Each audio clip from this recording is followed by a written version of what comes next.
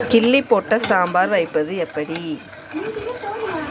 அதுக்கு தேவையானது, முதல்ல குக்கரில் ஒரு டம்ளர் பருப்பு, 2 தக்காளி, இதில் மஞ்சத்தூள், பெருங்காயம், ஜீரகம் எல்லாம் சேர்த்து வேக வைக்கவும்.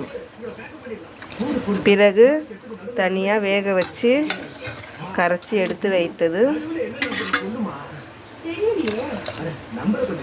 2 கரண்டி கஞ்சி, சாப்பாடு கஞ்சி இருந்தால் சேர்த்துக்கலாம், இல்லைன்னா தண்ணி கூட நீங்கள் மிக்ஸ் பண்ணிக்கலாம். வாங்க வீடியோக்குள்ளே போகலாம். முதல்ல எண்ணெய்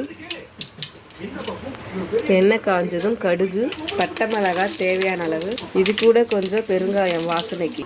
வெங்காயம் நல்லா வதக்குங்க. இந்த ஸ்டேஜில் நம்ம கரைச்சி வச்ச பருப்பு தண்ணி, தேவையான அளவுக்கு கல்லுப்பு, நல்லா கொதிக்கணும். இது கூட 4 பல்லு பூண்டை தட்டி போட்டுக்கிட்டேன். நல்லா கொதிச்சிச்சா, இது கூட நம்ம புளி தண்ணியாக கடைசியாக சேர்த்துக்கலாம். பார்க்கவே எவ்வளோ டேஸ்டியாக இருக்கும் தெரியுமா?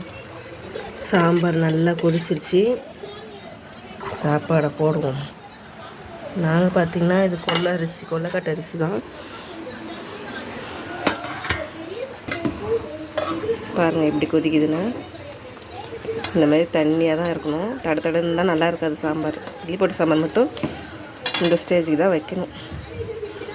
நீங்கள் இன்னும் கொஞ்சம் கொதி விடணுன்னாலும் கொதிக்க விட்டுக்கலாம். எங்களுக்கு இந்த ஸ்டேஜ் போதும்.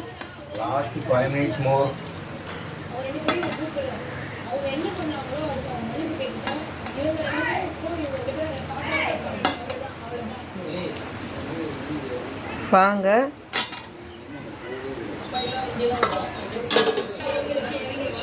எலுமிச்சை ஊறுகாய் வீட்டில் செஞ்சது தான். வாங்க போய் கொடுப்போம். சாப்பிட்டு பார்த்து சொல்லுங்கள் எப்படி இருக்குன்னு.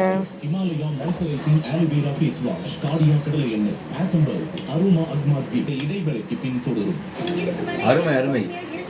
வர்த்தகதே போலையா?